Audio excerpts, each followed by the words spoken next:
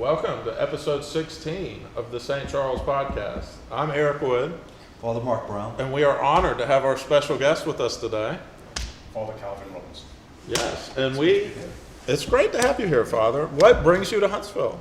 I was here to speak at a Turning Point USA event last night at the University of Alabama, Huntsville. And how was that? It was good. I think it was fairly well received. It was a good audience, good crowd. I went out there and it had an incredible energy about it of all these young people that are really excited and engaged. And that was unusual to see on a college campus for me, because when I think of college, it takes me back 20 years ago to being on UAB's campus, which was just a hotbed of liberalism. And I didn't get that impression at UAH. Young people, it's a different zeitgeist right now. I did expect to see some purple hair and some placards and some people heckling, but there was none of that. People seemed to be on side. And I think since the death of Charlie Kirk, people are more awake. People are kind of more energetic, as you say. And they're willing to engage. They see the fight, right? But they're willing to engage in the fight. Oh, it was fun. Yeah. It was fun. Did you enjoy it? Oh, I enjoyed it. I really did. Some of the questions were interesting questions you had. I liked your responses, and especially when some people were trying to hyphenate their American names. We go all the way back to Theodore Roosevelt, President Roosevelt. He wrote a book in 1913 about hyphenated Americans. And back then it was Irish, German, and all that. And his famous quote for that was, being a hyphenated American is like being married and having a mistress. You cannot be faithful to both. You can only be faithful to one. It's like being Judeo-Christian. Like you've got to pick one. You gotta pick a faith. Right. So am I Irish American? Well, I got some my background, as you know. So am I Irish American, or am I just an American? I'm an American. Yes, I like to see Ireland. Yes, I like to see Scotland and Hess and all that. But it's not who I am. So, Father, tell us this. What do you think of Alabama? You've been here at least 3 or 4 times now, and now you've gotten a taste for like the young people in Alabama on our college campuses. What do you think I about love it? Alabama. Alabama's great. The people here are, it's southern hospitality, isn't it? Everyone's friendly. Well, not everyone's friendly, but most people are. There's a good charm to the place. And it's a good environment, like the weather's nice. I think that makes a difference. I think it makes a difference to people's temperaments. It doesn't have that Midwestern, ominous winter is coming feel. No, but I do like the Midwest. I do think that Michigan is the south of the north. Yeah. I do think it's quite different to places like Chicago and places to the northeast. I don't like New York. I don't like Washington D.C. They're not pleasant. They're hostile. The atmosphere is kind of, you can feel the negative spirituality. Whereas I like the Midwest is great. But Alabama and Texas and Florida, the South is just, they're my people. We like you. So more broadly, we have had such an eventful month in the world of Anglicanism. And what I am so fascinated by is the global Anglican communion and how this is truly a sea change in the world of Anglicanism. Yeah. What do you think about that going forward, Father Calvin? Should that be something that we're obviously looking to early March and to see what comes out of that conference in Nigeria? Is this something that could be a light for everyone to look to and a new first among equals that we can look to for leadership? Right, so I wrote about this a couple of years ago. I was in Rwanda at GAFCON 4, sat next to Bishop Dobbs at the time when this came out, and I was excited then. Okay, so they're saying that they are going to look for a new mechanism to elect a new first among equals. They no longer recognise Canterbury as the Prime Minister to Paris. That was good, but years have gone by and they haven't done anything about it. And now there is a new Archbishop of Canterbury, and they're also she's one we don't recognise her, but they didn't recognise. They were calling Canterbury to repentance anyway. And so it's just like do something, like put some action into place, stop talking, pontificating. These press releases, they're fine, they're good, yeah. But what more than that, please? It gives me warm fuzzies, Father, because it takes me back to a different era about 20 years ago, where in Alabama, the Gene Robinson thing happened, and at Advent, a very large parish in Birmingham in the Episcopal Church started bringing over these bishops from Africa, because at these different conferences, they would refuse to take communion with Episcopal bishops after Gene Robinson was consecrated. Yeah. And it was like a statement of like, not only are we going to take communion with these bishops that won't take it with you, we will bring them in and let them consecrate. So it kind of has this historical, Rebellion. yeah, and I like that. Yeah. If Anglicanism is going to survive in this country, it's going to be through GAFCON, for sure. Because that's the connection to the global south, that's the connection to worldwide Anglicanism. And we can't do it on our own. And in America, it's so disparate. There's so many groups in this alphabet spaghetti soup that no one outside of Anglicanism understands, and nor should they have to. Anglicanism in this country has to get its act together. Therefore, it needs to find an orthodox body to coalesce under, and come and whether it's the continuing groups or whether it's the sound diocese in the ACNA, whatever, they all have to find a way to be united in orthodoxy. Otherwise, Anglicanism will die. Maybe GAFCON could be that. Maybe or the Global Anglican Communion, what we see GAFCON kind of turning into, could be a unity point. Yeah. I think it's the only way to do unity. Like the ACNA is, of course, the official GAFCON body, but even that's divided at the moment. If they can come together around small O orthodoxy and do away with all the silly women's orders stuff, then Anglicanism in this country has a chance. But if they can't, then the sound dioceses like Fort Worth and All Saints and the REC and San Joaquin, if they all come together and form a new Anglican GAFCON group under these African bishops, then perhaps there's a chance there. Well, it's hard to predict the future, but I cannot think of a more volatile entity than the ACNA right now, perhaps, with... all of them. But before I started serving in a continuing church over here, I spoke at their synod, their joint synod at the G3 as it was at the time, I think. This was 2023. G4, yeah, whatever it was. And it said, look, you guys have to come together, but not just amongst yourselves, and they are very small and very insular. And like, if you want to promote sound Anglicanism, you have to join the wider body of GAFCON. And if they joined with the REC and the other dioceses that I just mentioned, they could put pressure on the West diocese they could drag them back into orthodoxy. But they're also focused on their own little corner, their own little fiefdoms, their own little mitres that mean nothing because they have no people in them. And so they're all going to die out within a lifetime. Well, I think a big part of it is the last generation of people raised on the 1928 in large numbers is passing right now. Yeah. And they're in their 70s and 80s. Yeah. And that has been the backbone of continuing Anglicanism in this country, is that generation. And, here we are in 2025, and we don't have a critical mass of people that have this ancestral knowledge of the 1928 prayer book. The question to those people is, do you want to promote sound Anglicanism, or do you want to protect sound Anglicanism? And the two things are very different. It seems to me, for the most part, they want to protect what they've got, their little corner that they've managed to stave away after. And I get this trauma because they've had battles, and I haven't lived through those battles. I mean, we've lived through our own battles, but you can't become isolated, because that's not our calling as the church. Is to disciple the nation, is to go forth and multiply, is to proclaim the gospel. We can't do that in our own little silos.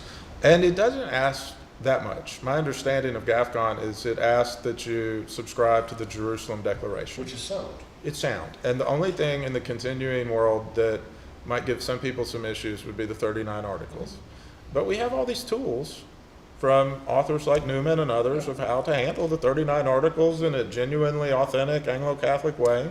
So I don't see the holdup. Do you see the holdup? No, I don't get it. I never have understood it. It just seems it's more politics than theology. And that's what I have an issue with, and I fell straight into the deep end of all that stuff, not recognizing it as a foreigner, but it is all political.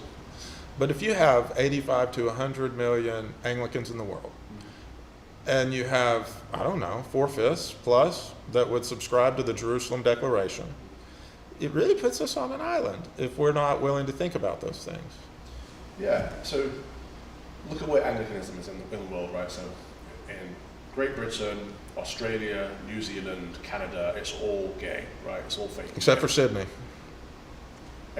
There are sound bits within them, but for the most part, they are all gay and fake. Look at most of the African continent, most of the Asian continent, it's sort of sound and orthodox. And so the global south are sticking to the gospel, whereas former Christendom is buckling under the pressure. And so America has a choice. Which path does it follow? Does it follow the fake and gay, or does it follow the orthodoxy? And I think that will be very stark when we have a archbishop that 80-something million people around the world recognize as the first among equals within the Anglican world.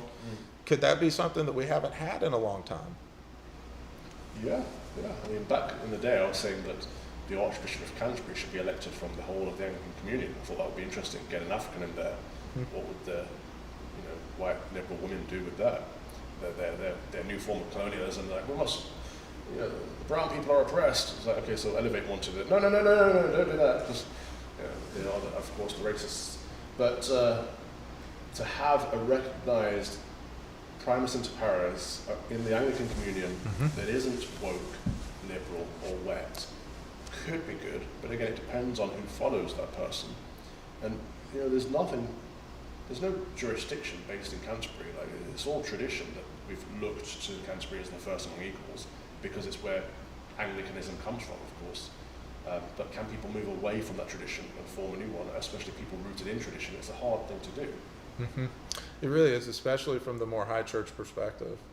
It's from a low church perspective, GAFCON is probably a hand-in-glove easy fit, but the elephant in the room is the women's orders. And a lot of the provinces, the majority, have some form. It's really a question within GAFCON, my understanding, where to draw the line, not if there should be a line, Yeah, it is. It's always about where to draw the line, isn't it? That's the problem over here. Most of the Anglican bodies, well, the ACNA and that kind of, the movement that's growing wants to be the TEC from 5 minutes ago rather than 10 minutes ago. That's the problem, isn't it? And they have to go past gay marriage to women's ordination. They have to undo both of those things because it's the slippery slope. The moment you effeminize the clergy, you effeminize the teaching. My understanding of how this came to be is some of the most vocal voices in the late 2000s against what was happening within the Episcopal Church were like female clergy in South Carolina. And it was really hard to tell them, once this new body's formed, anything other than you're a full vested member, because they were so outspoken during the Gene Robinson issues, right? And I think that's kind of how we got here, is you had these voices that were right on that issue, but were also maybe wrong about broader issues of how they got there in the first place, to wearing the collar. Yeah, you're right. I think the conservatives within Anglicanism are actually the problem. It's not the liberals, because we know that the liberals are heretics, right? We know that they don't follow the teachings of the church, so they're not even an issue. The problem is the people that let them in. Like, the entryism doesn't happen by itself, and the mere Anglicanism scenario is a good example of this. That a bishop who is not affirming women's orders and a pastor that's not affirming women's orders are the ones that instigate the whole thing, because they don't want to offend people who are in favour of women's orders. Like, men have to man up and be men and say, no, this is what we teach, this is what the church has always taught. We cannot buckle and fold to be nice. And that it's effeminate. It is. Something that I have noticed is the money side of Anglicanism in North America is certainly on the side of women's ordination. And that's true not just in the Episcopal Church, but I think it's true in the ACNA in the sense of large dioceses with very large historic parishes that are very committed to that practice. And they have the endowments and the budgets to continue doing whatever they think is right, and they think it's right. So help me get, because I can't think this through. I can't contemplate why it's even an issue. And it's the same thing back home in England in particular, when they have the great big beautiful churches and they've got the pensions and they've got the stipends and they've got ex officio positions on boards and stuff. Why does any of that matter to a person of faith? Because you have a lot invested in the bricks and mortar of the building. That's where your memories are of like growing up, right? And that's where you have all these like special events in your life. And when that institution changes, it's like a frog boiling in water, where you're there for every like 1 degree increase. And you're so invested in it, you just don't want to see what's like right in front of your eyes the whole time. And I think that's also kind of going on within the ACNA, where you have a lot of really sound people that have invested a lot of blood and treasure and years in building this institution. And they're very orthodox, and they believe the same things we do, but they have this brand loyalty to an institution that is kind of like, maybe not controlled, but the majority of the money is on the side of women's ordination. Brand loyalty is cringe.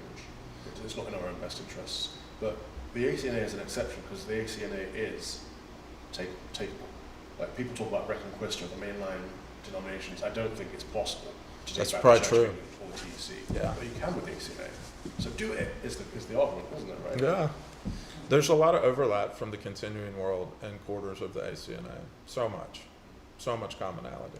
So do you guys think there are any particular bishops in the ACNA that could actually start to stand up a little bit more, push a little bit more, be less cautious, less careful, and reconquista? Ray Sutton. Ray Sutton was my examining chaplain. Ray Sutton I remember is not the Ray Sutton I see today.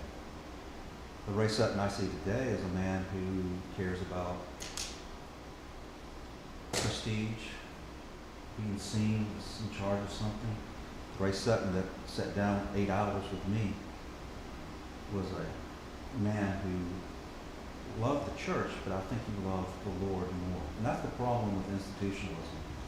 We begin to love the building, we begin to love the concept, but we forget our first love, which is Christ. Back when I was a fraud investigator, I ran into a Baptist missionary in Iraq, and he was telling me about the Chinese missionaries that came. He said, we were all worried about creature comforts, how we're going to get it back. The Chinese came in and they were like, well, when we're killed, there's others to take our place. And they thought the Americans were like, really? Come on, right? Well, the Chinese missionaries were killed because they were so bold in proclaiming the gospel. And they sent them home, and guess what? On the plane ride back, there's 2 more. And when he was getting ready to leave, he was a Southern Baptist, he said, they came up to me and said, we're praying for the church in the West, in China. He said, well, why? Because he's looking at, we got big, beautiful buildings, we're safe. He said, so you will receive persecution, so you will remember your first true love, Christ. So the Christians outside of the West look at us. Athanasius Schneider, in his book, It is the Lord, talked about this. We are hung up, even in the continuing church, we're hung up on the institution. And I listen to the bishops, I listen to this, I don't hear whether it's ACNA, ACC, whatever the alphabet is. I never hear the bishops talking about our first love is Christ. It's always something else. The money, the buildings, or whatever. I would love a big, beautiful building, any preschool. But what's the purpose? Everything in this building should be drawing us to Christ. And I think that's where we in the West, regardless, Anglicanism, Roman Catholicism, whatever, we've forgotten that. And the only thing I think to save Anglicanism in the West is if, I don't know about the bishops, but if the priests would eventually get back to, hey, our first love is Christ. And then we elect bishops who have that first love. I don't know if Ray Sutton could do it. Was it Fitzwater? Fitzwater from All He Saints. could. Maybe, we got this problem going on, the fighting in the ACNA between Wood and Bishop Jones down in Montevallo. Mm-hmm. I keep praying, God, give us bishops we need, not bishops we deserve. And so far, we're getting the bishops we deserve. There's like an old, I think it's a Nietzsche quote, but he says, every country gets the Napoleon they deserve. Yeah. We kind of are getting the bishops that we deserve as a country. But, you and I had a conversation about on Monday. Name some sound bishops. And I think we had a long list of 2. Roman and Anglican. The ones you just mentioned, Bishop Ray Sutton, Bishop Darrell Fitzwater, Bishop Eric Meunier are people I admire and trust and respect. And on the Roman side, you've got Schneider, Strickland, Conwell Burke.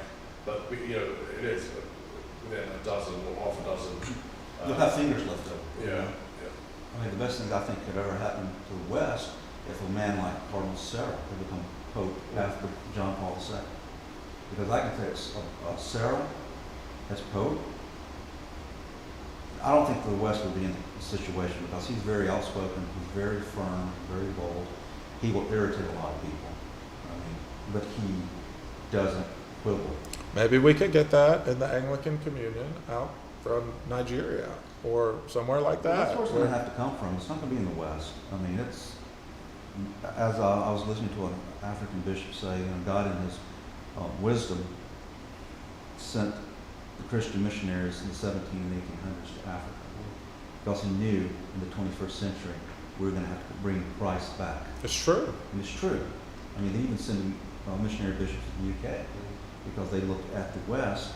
ACNA was formed by African bishops. Nigeria, right? Rwanda, they came here and helped set everything up. You had EMEA, had all these different groups, and they all coalesced around the African bishops. Along with some dioceses, like Yeah, Fort some Worth dioceses. and San Jacinto and South Right, Carolina. well, they had to form around something. Some of those guys, when they left, they were fine with everything the Episcopal Church was doing. Gene Robinson, I've always called the ACNA the Episcopal Church 1 second before they laid hands on Gene Robinson. I've irritated the ACNA, my friends in the ACNA, but that's it. They were fine with everything the Episcopal Church was doing to then.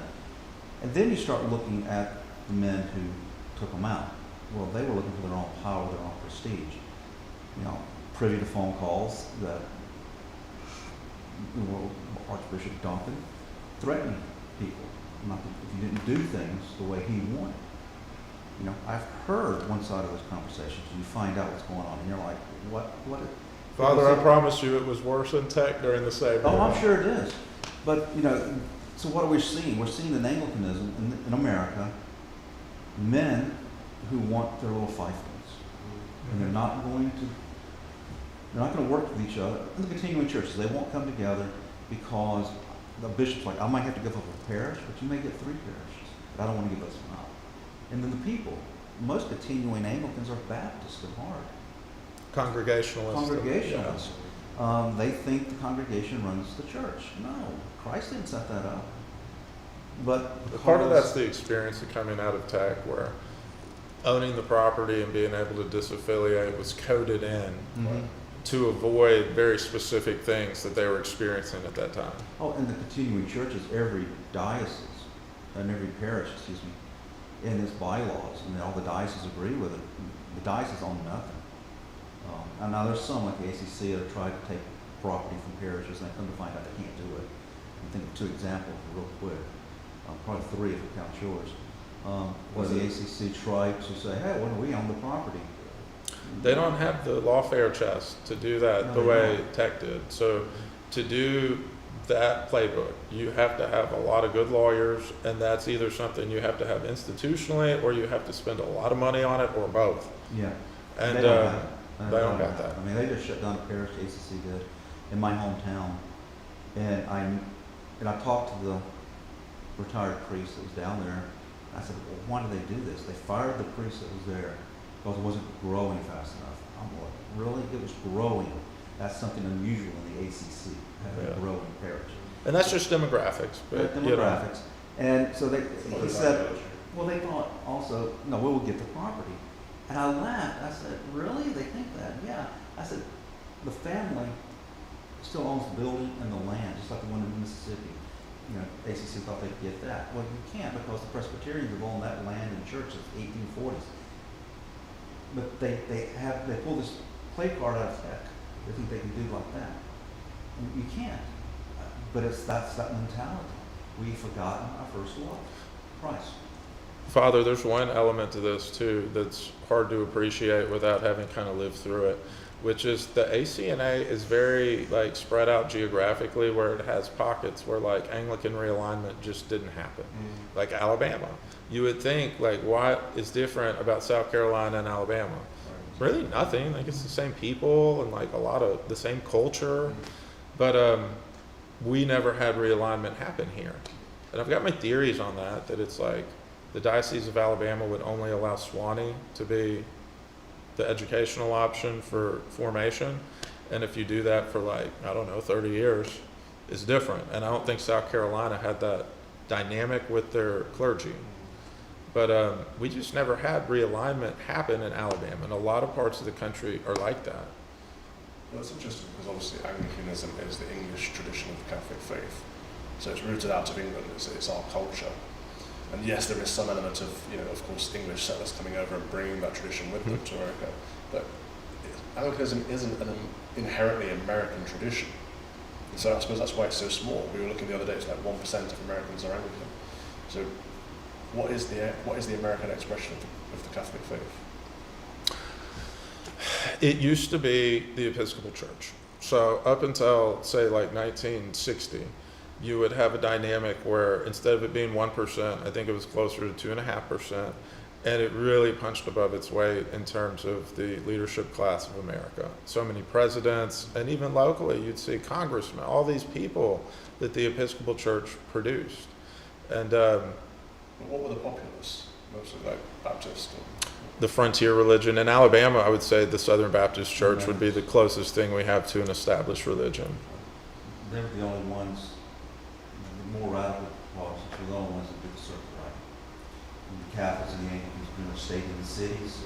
And so as the frontier spread, who would go out there with them would be the Baptists and the Methodists. And the Baptists, because frontier mentality, to be a frontiersman, you got to be pretty independent and not caring too much about authority. Well, there you go to the Congregation Baptist, and that would grow. And then you have pockets of Presbyterianism, mainly from the German and Swedish immigrants, Scots. and Scots. And you see those in pockets in Kansas and the Midwest and the Carolinas, and even in, but that's also close, if not in major cities, close to major cities. You don't have very small Presbyterian churches everywhere like you will. If you go drive around Alabama, Mississippi, where else? Every time you turn around and look, there's another Baptist church. There's another Baptist church. Then there's a Methodist, another Baptist. So that's pretty much the ethos of America. As one of my professors, Dr. Baggett, would say, you Americans in your religion, you're like the anti-hero or John Wayne. And that's pretty much the ethos of America. But the Episcopal Church had a different ethos. It Yeah. was kind of the leadership class. Right. The closest America would have to an aristocracy would be the Episcopal Church, if you think about it. And it's still fabulously wealthy as an institution, but it's not really packing the pews. Right. It's similar to what's happening in England, in that it's a class-based system. They're holding all these assets, but not really using them for the faith. Mm-hmm. Because they're looking at the institution. They're playing the part of Judas. Remember, Judas carried the script first. And he always complained, you're spending too much money instead of courting. That's one of the things he didn't like about Jesus. And when the woman washed his feet and the ointment, we could have, remember what he said? We could have sold that and given so much, well, I doubt he wanted to give everybody. He was just looking at, we'd have so much more money.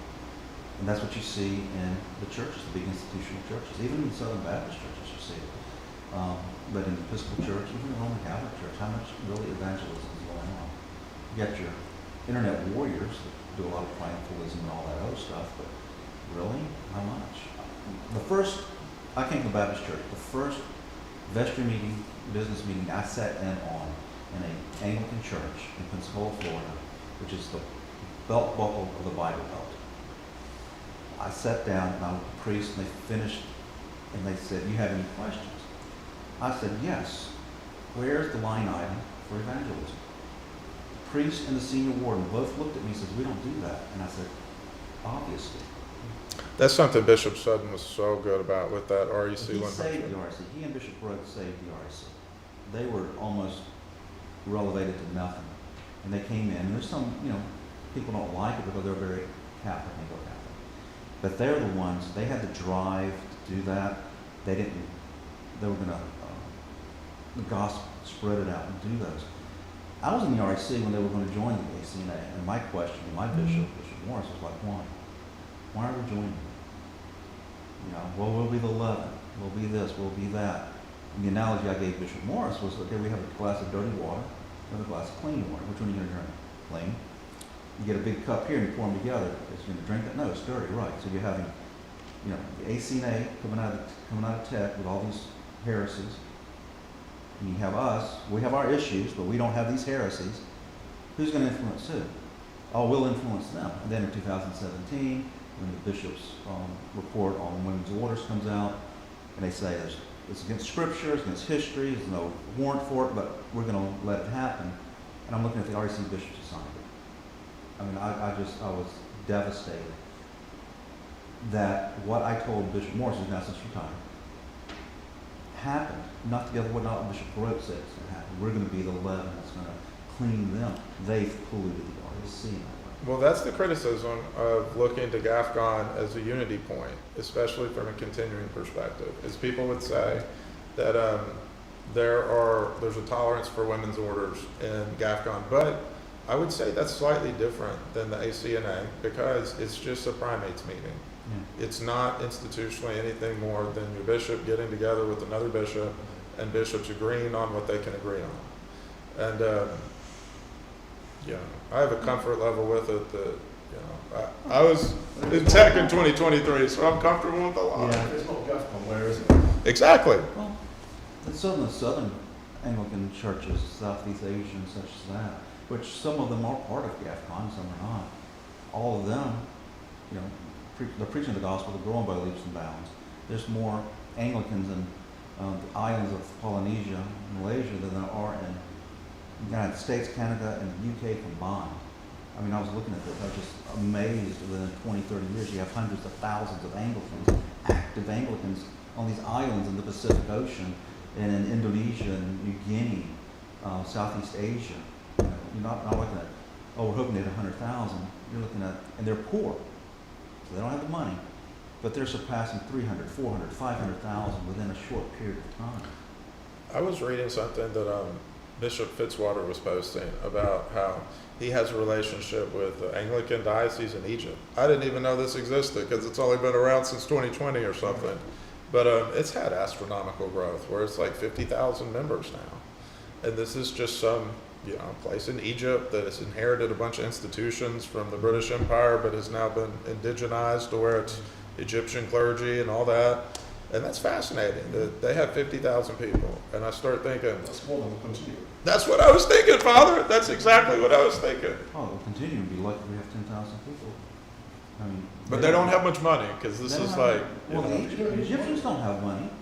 The Southeast Asians in India, they don't have money.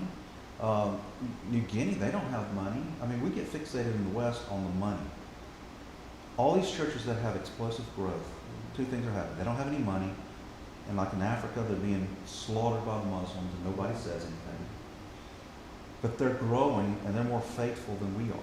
that's one thing that Advent did so well was having an international perspective on Anglicanism, which is that we are not the we're not just like any other denomination in America where we're just some other flavor. Like we're connected through our history and legacy to this global institution building brand of Christianity. You've got to believe that you are a part of the church, right? The big C church, the small C Catholic church. If you don't believe that, then you're a different religion. This is one of the first things that raised red flags when I was coming over to serve as part of the continuum. And when I had this conversation with Haviland, he said, "Why are you joining the ACC over the APA?" I'm like, "What do you mean? What's the difference?" Like to them, they're these, we've got these canons, we've got those canons, we're like this, but like to the outside world and to the wider church, we should be, I mean, they are the same. Yeah. But it's that focus on that, no, we are the church and everyone else is not the church and we have the superior orders that they don't have. That's not Christianity. I don't know what it is, but it's a new religion. It's different. But there are so many good clergymen and laity within the continuum that are let down by hapless hierarchy who don't want to build the kingdom. They're content with what they have, and they forget what their ordination vows are. I mean, when they shut us down, and Archbishop Upham, blessed memory, I remember when Governor Ivey here said we're shutting all the churches down. I was in the pulpit, I laughed. She has no authority to do that. That afternoon, I get a phone call from my Archbishop. He says, "You got to shut down." And he does have authority to do He that. does, but he's violating his vow and my vow. He's violating the rubrics of the prayer books we're supposed to live by, because the rubrics of the prayer books tells the priest in times of pestilence, war, anxiety, you offer the sacraments more to the people, and the church cut tail and run. Yeah. And that's what something Hall, I can't remember his first name, he's a British historian, ancient historian, and I was watching him. He said, "I wasn't worried about COVID because I looked around and in history, when everybody was running, he was walking toward it, was the church." And he's an agnostic. It was the church. He said, when COVID hit and I watched the church run and hide, he said, that's when I thought, oh my gosh, this is it. This is the end. But now even the church is scared. Tom Holland. Tom, yeah, there we go. He's good. And I thought, and that was it. And when I got back into the pulpit, I kind of made something. And I've had a lot of my people say, "Father, you got to quit talking like that. The pulpit, the bishop's in there." I'm like, I don't care. I don't care. let a bishop confront me, show me where I'm wrong, not where I'm just hurting your feelings because you're not doing your job. Hmm. And I got in the pulpit and I said, I apologize to my people. I apologize. And I said, I will never ever shut this church down again. I don't care what any bishop tells me or any governor. Nobody has the authority to shut down and deny me the sacraments.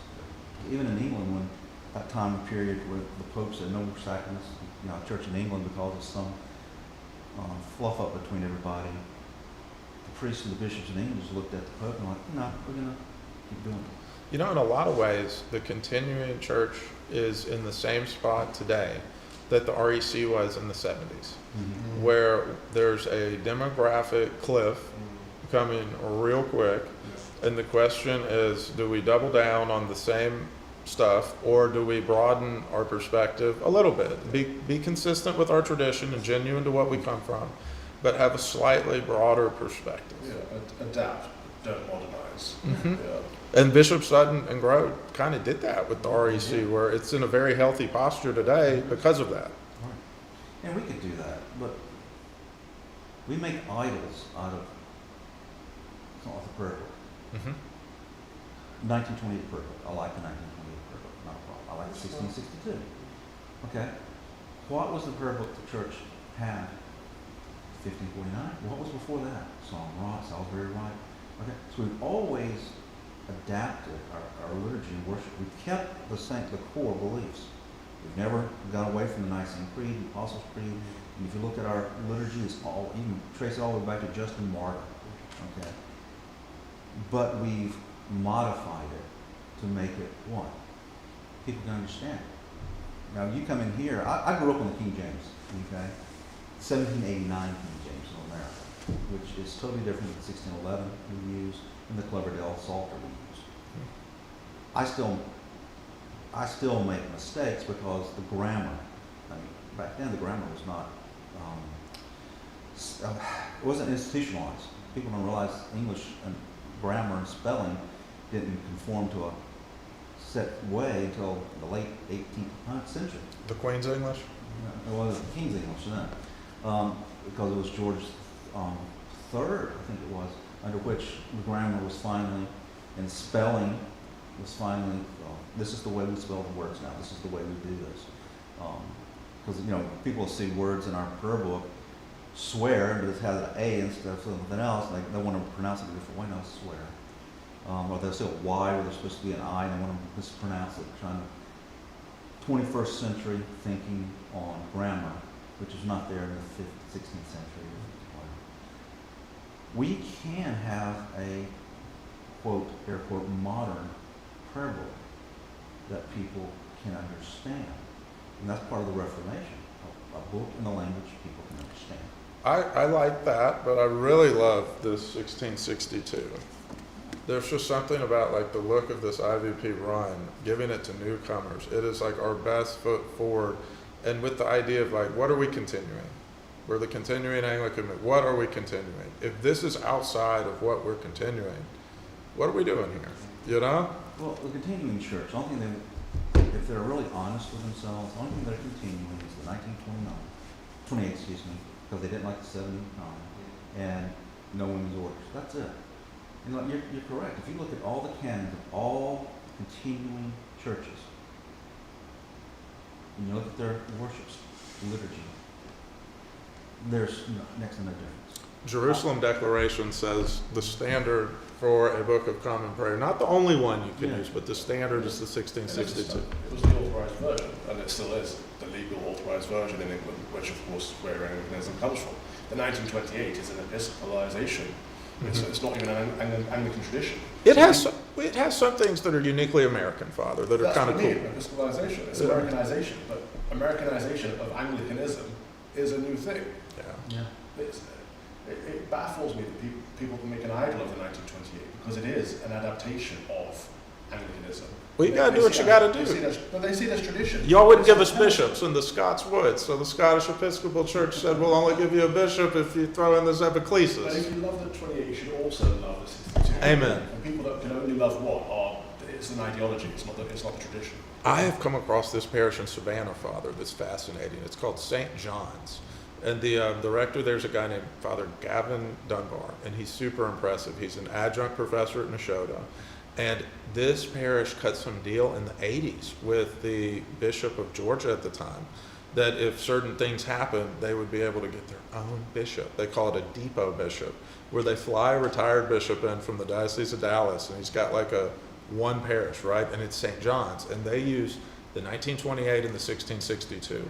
And it is so keyed in with like Anglican identity, and it's really impressive. I'd say that's probably the best Episcopal church in the country. And this version is good. The IVP international version is good. But the Cambridge edition of the 1662, the small, I don't know why no one else can publish one like this, but the little pocket-sized one that you just give out to people, they can put it in the pocket and go away with it. It's perfect. That's what the Episcopal Church did well, is having access to stuff like that for newcomers, where you'd have, here's a new prayer book for you. You join, here you go. You get all this stuff. And I think this could be something because of its cost point. Like if you buy 16 of them, they're not that expensive. Again, it's good. It's not quite, you can't fit that in your pocket. Yeah. But the beauty of the prayer book isn't necessarily the language, it's not necessarily the liturgy, it's the life of it, isn't it? And it's like, it's that Benedictine where our whole lives is centered around the theology of it, from morning and evening prayer to whether you have Holy Communion or Mass, but building it all around in a wholesome, universal way. It's not just something you turn up on Sunday and, okay, which one are we using? It's like you should take this home with you and live it. The catechism is in that book. Amen. Well, thank you for joining us, Father. It's a pleasure. It's been fun. God bless you. God bless you. There you go.